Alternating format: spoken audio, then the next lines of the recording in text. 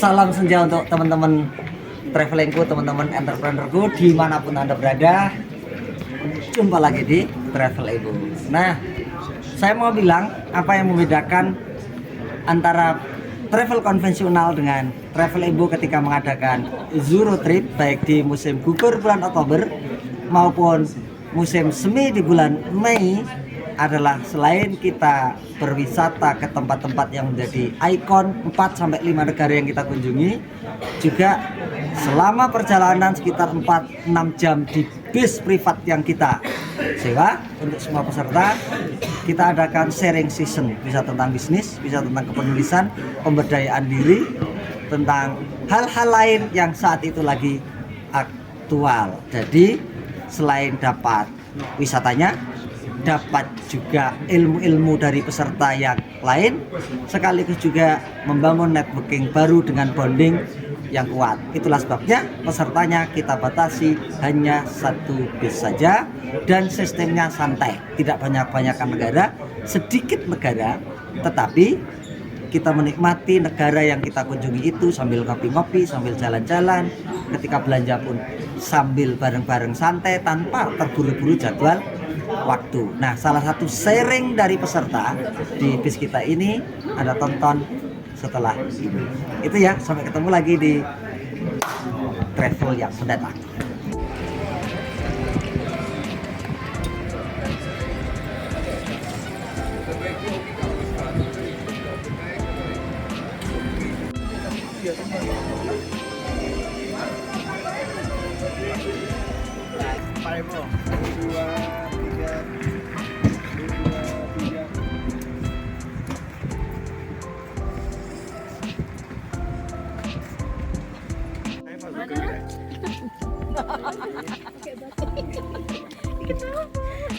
Dari tanggal 1.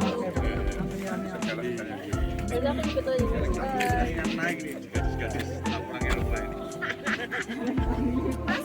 Masukkan list banyak.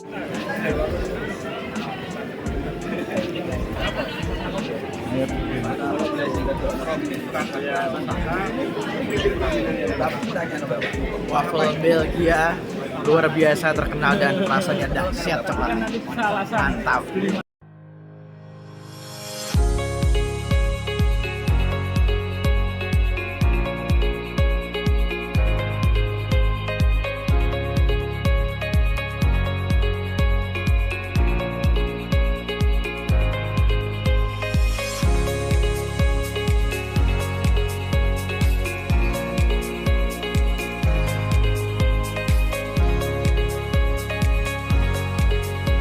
Karena kan tabungan anak-anak ya. Jadi atas namanya orang tua, CC anak, CC Muhammad Hadiatullah gitu. Belum ada atas namanya. Ya udah akhirnya nyobain, wah 1 hari itu langsung winning iklannya. 1 hari itu aku dapat iklan padahal cuma 20.000. Wah, sehari itu dapat 500.000 bersih. Wah, seneng dong anak sekolah dapat 500.000. Akhirnya sebulan aku jualin sampai nge-CS-in sendiri tuh. Dulu nyatetnya juga masih pakai buku buku kayak tukang kredit itu loh, tukang konter handphone, tahu kan? Kayak gitu. Nah, akhirnya jualan. Orang tua semua sih.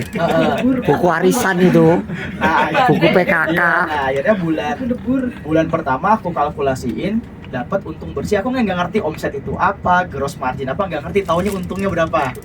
Nah, untungnya pas dikalkulasiin bulan pertama itu dapat 15 juta pertama kali aku jualan. Akhirnya bulan kedua aku scale up dong, aku tambahin lagi budgetnya. Wah, sehari kok bisa ya dapat sehari 1 juta 2 juta gampang. Akhirnya bulan kedua aku kalkulasi lagi dapat 25 juta. Bulan ketiga bisa dapat 50 juta sehari. Nah, akhirnya aku mulai mikir nih, wah, gua kalau mau dapat 50 juta sustain, 100 juta sustain, gua harus rekrut orang. Gimana caranya gua rekrut orang tapi masih sekolah? Untungnya dulu sekolahku boleh bawa HP, boleh megang handphone. Nah, akhirnya aku ngerekrut temanku yang bandel-bandel tuh. Jadi aku Kenapa yang bandel-bandel? karena kan dia nggak mau belajar, pasti dia pengennya punya uang. Oh iya benar-benar. Nah, sampai akhirnya temanku yang bantuin dari sekolah itu sekarang jadi kepala gudangku. Oh. Sekarang. Nah, akhirnya aku bilang dia, kan dulu aku dari semester 1 sampai semester akhir nggak pernah turun rankingnya, selalu ranking 1. Jadi gini, lu mau nggak bantuin gua satu closingan, gue kasih 5.000, tapi lu yang balesin chat. Nah, nanti gue yang belajar. gue iklanin doang, lu balesin chat, pokoknya gue kasih goceng. Gajian lah dia sebulan 3 juta, 4 juta, kan seneng anak sekolah kan dapat sebulan 4 juta balesin chat daripada belajar nggak dapet duit. Iya, wah dia seneng kan. Ya udah lu buat beli rokok bro bisa gitu kan. Kan seneng ya anak sekolah, ya udah dia mau bantuin tuh. Masa cuma rokok, pasti lain lah. Enggak, pokoknya dia dapat Itu SMA ya? SMK aku. Nah akhirnya laris tuh sampai akhirnya aku seriusin sampai akhirnya oh ternyata ada ya komunitasnya jualan kayak gini.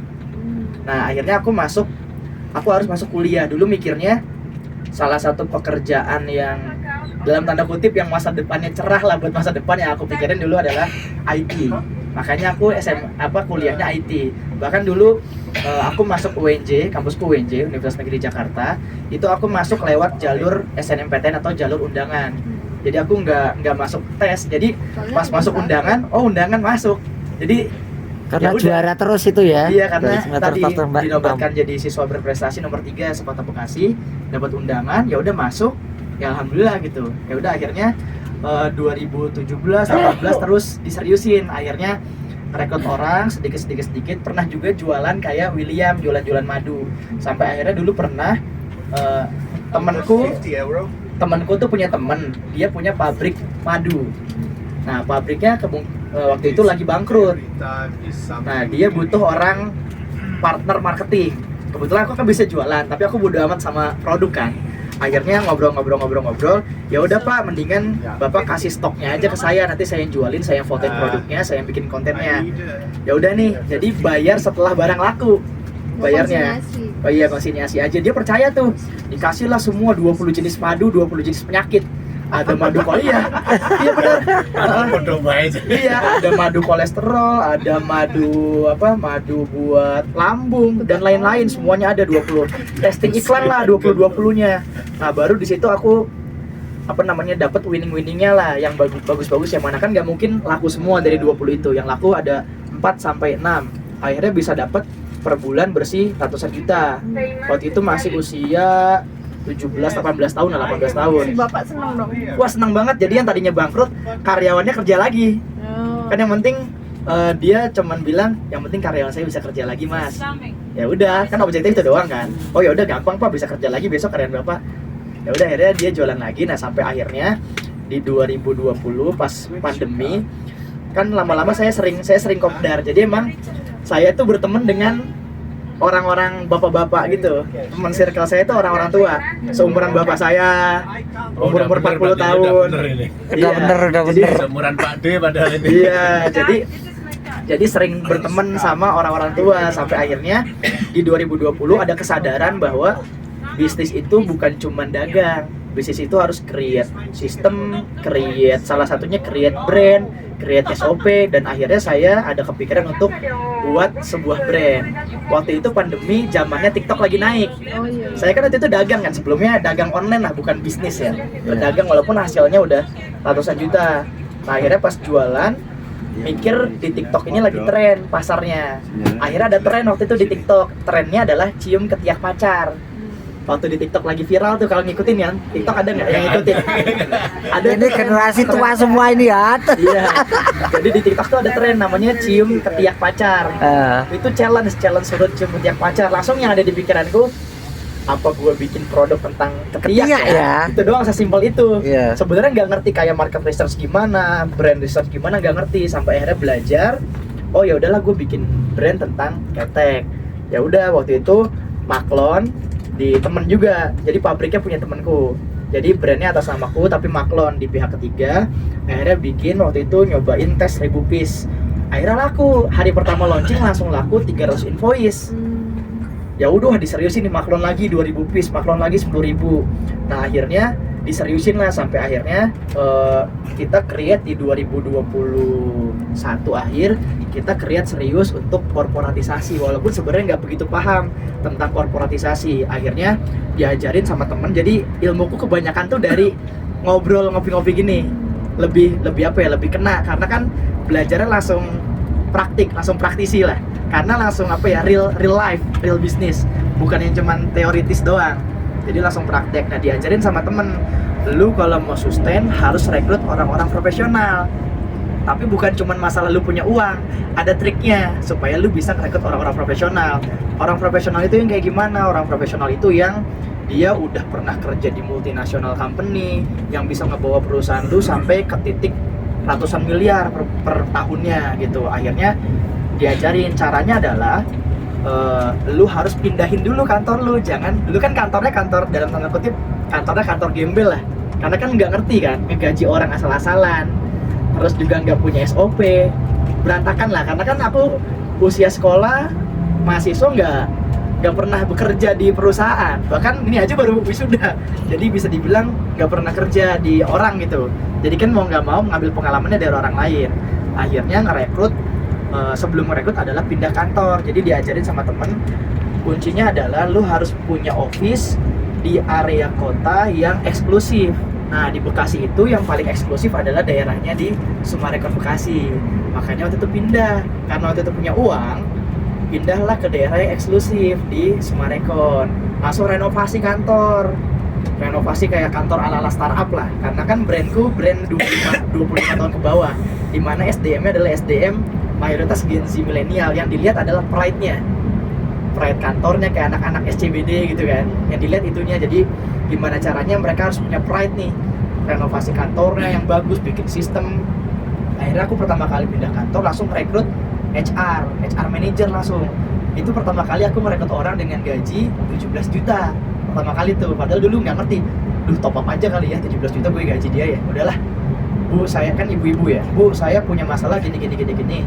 Ibu mau saya gaji berapa? Sekian. Ibu bisa nggak nuntasin PR saya gini dengan target sekian, orang-orangnya harus dibentuk sekian. Bisa mas? Ya udah, kerja bareng lah gitu. Waktu rekrut HR, karyawannya udah berapa? Karyawannya udah 15. Nah, jadi waktu itu emang efisiensi karena full semuanya aku arahin ke e-commerce. Waktu dulu kan model bisnisku banyak customer sales. Jadi dirubah, yang tadinya banyak sales, walaupun jalan dua kaki nih lama-lama nggak efektif. Akhirnya dirubah model bisnisnya semuanya ke e-commerce. Jadi auto purchase semua ke e-commerce. Nah, akhirnya ngerekrut manajer. Wah, pertumbuhannya pesat tuh. Setahun itu naiknya bisa 3 kali lipat, 2 kali lipat per tahunnya. Dan akhirnya saat ini kondisinya di bawahku udah ada 3 orang manajer. Dari mulai manajer HRD, manajer finance, manajer marketing, sampai saat ini dari mulai timnya yang cuma anak-anak teman-teman sekolah sampai akhirnya bisa merekrut orang-orang profesional. Sampai sekarang aku punya brandnya itu ada 4. Yang pertama itu Brighty, itu yang serba ketiak.